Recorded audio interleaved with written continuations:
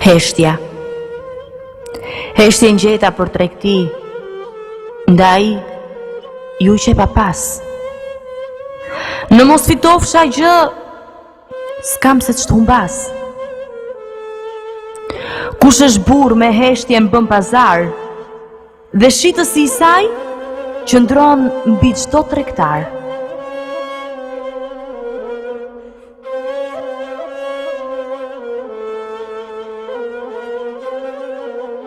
Shpëtimtarët e kombit nuk mbijnë aq lehtë në Shqipëri e as tjetër kund, sepse Zoti i dërgon ato vetëm një herë brenda 100 vitesh, dhe i dërgon vetëm si kurorëzim një pune të gjatë kombëtare, plot orvajtje e mundime, si një lullëzim të shkëlqyeshëm mbi gjethet me gjëmba të një kopshti të kulturuar kombëtar.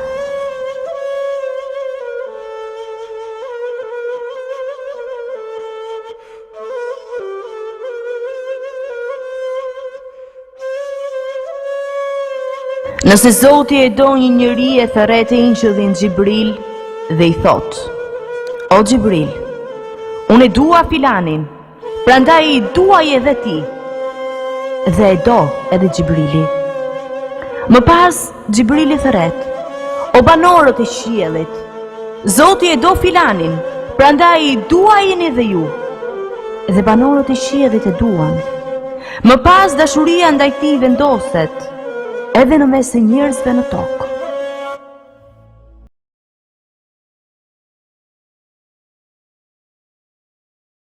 Profeti paqja dhe bekimi i Allahut qoftë mbi të ka thënë: Kërko ndihmë nga Zoti dhe mos i shih gjëra të pamundura. Nëse të ndodh diçka e papritur, thuaj: Ishte caktimi i Zotit i cili vendos për gjithçka. Dhe mos thuaj si kur të kisha vepruar kështu e ashtu, do të ndodhte kështu e ashtu, pasi fjala sikur i hap derën shejtanit.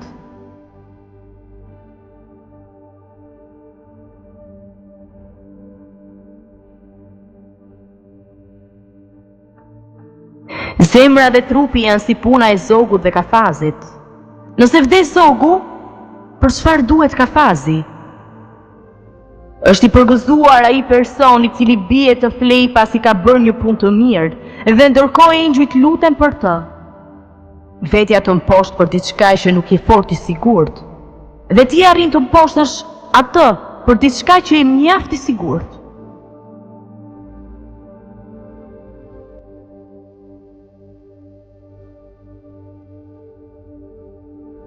Secila palë u krijua vetëm që tjetra të jetë falendëruese.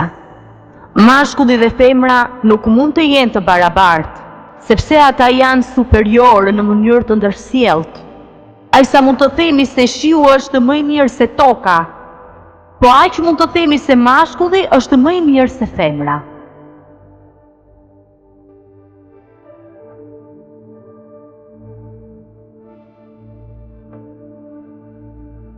Djersa e një punëtori është më e pastër se parfumi i një portaci. Frymarrja e shpeshtë e një amalli është më e bukur se këngët e një dembeli. Një konferë e një të urrituri është më e shijshme se një dash i një shpërdoruesi.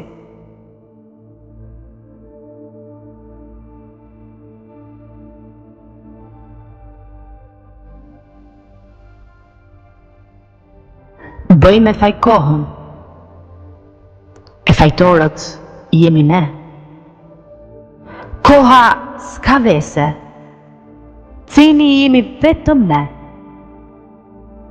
Kohën që s'ka të met, e përbuzim pa droj. E ajo po të fliste, do na vinte në loj. Mëkati nuk ha mish, ndër ngrabëtqar. Han shoqin, në sy duke parë.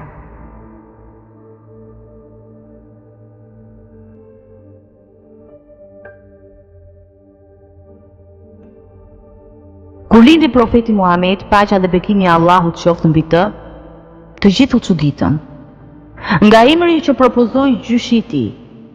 Pasi emri Muhammed, që do të thotë i lavdëruar, nuk ishte dëgjuar në Mekë deri në atë kohë. Dhe kur e pyetën se pse po propozonte këtë emër, aq sikur të ishte frymëzuar prej Zotit u përgjigj: Unë duaj që ai të lavdohet në tokë nga banorët e tokës, dhe të lavdohet në qiell nga banorët e qiellit.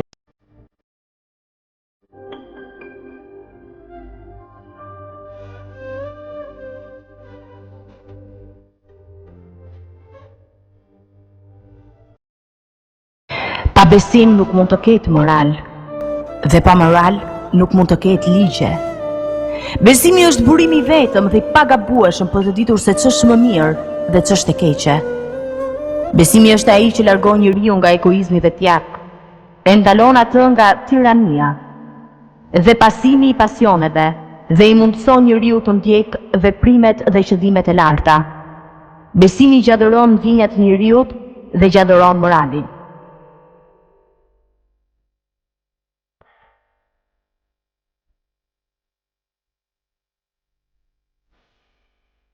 Të gjithë diturinë se rrok do të vetë, dhe në mundofsh për 1000 vjetë. Dituria është e thellë si deti, merr të dobishmen, dhe lër çfarë mbeti.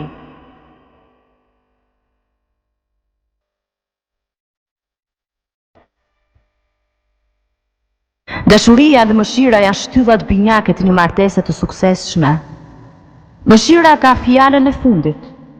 Bota është mpiksi e mëshirës, kështu kërkoj të jemi dhe ne. Ai që tregohet i mëshirshëm ndaj mizorëve, në fund do tregohet mizor ndaj të mëshirshmëve.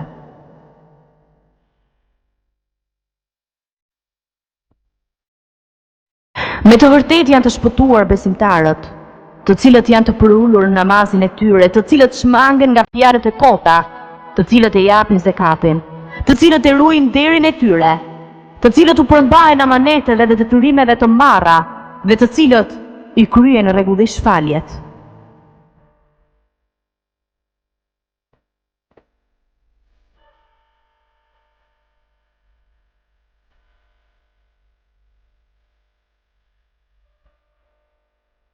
Afrohu, o robin, pasi kjo botë të largoi prej meje dhe pse jam më afër se ta marri i qafës, pasi të demoralizoj djadhi nga mëshira ime, edhe pse ajo ka plonë çdo gjë, pasi u mashtrove me autoritetin që të dhurova dhe mendove se s'ke nevojë për mua, edhe pse nuk u mund ta shpëtoj gjën që të rëmben miza, pasi ka rënë në një shkallë më të ulët se kafshët, dhe pse të krijova si më këmbës time në tokë.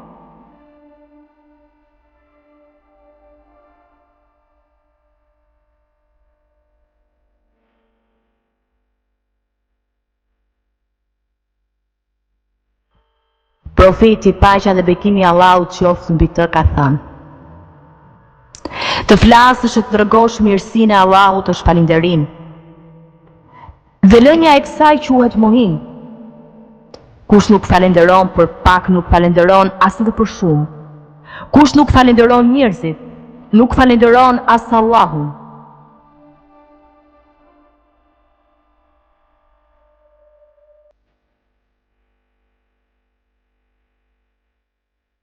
Pa dyshim se besimi në Allahun e lartësuar, kur zë vën në zemrën e besimtarit bën çuditëra. Të paditurin e ndriçon në medituri, të dobtin fizikisht e bën të fuqishëm, frikacakun e bën trim, do shtrënguarin dhe kopracin e bën bujar e fisnik, dhe atë të cilin e ka goditur ndonjë fatkeqësi e bën të përmbajtur e durimtar të madh.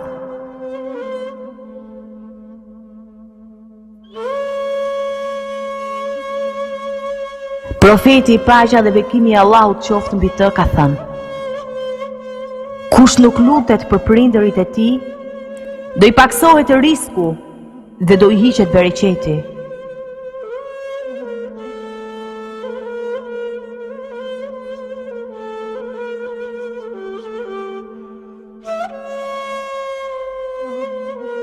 për çdo lutje, urim dhe bekim që më ke dhënë, për çdo lëvizje me shtrëngim që më ka ngrohur shpirtin, për çdo çast ku kam vënë kokën në prerin tënd, dhe për listën e pafund të gjërave që është e pamundur t'i përmend këtu, të gjërave që i di dhe nuk i di.